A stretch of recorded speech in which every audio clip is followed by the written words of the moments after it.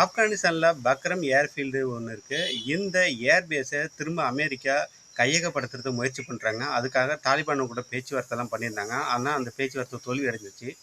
எதுக்கு அமெரிக்கா இந்த பக்ரம் ஏர்ஃபீல்டை திரும்ப வாங்கிறதுக்கு முயற்சி பண்ணுறாங்கன்னா, இங்கிருந்து 1 ஹவர் போயிடுச்சுன்னா சைனா எங்கே நியூக்ளியர் வெப்பன்ஸ்லாம் வச்சுருக்காங்களோ, ஹைடு பண்ணியிருக்காங்களோ அந்த இடத்துல பார்த்து ரெக்கெண்ட் சர்வேலன்ஸுக்காக தான் முயற்சி பண்ணுறாங்க.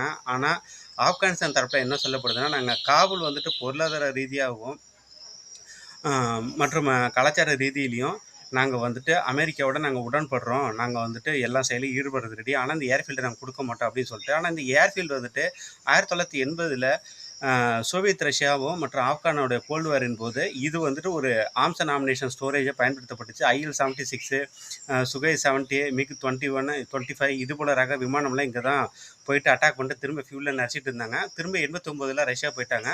அதுக்கு பிற்பாடு பார்த்தீங்கன்னா 2000ல் அமெரிக்கா கையகப்படுத்தி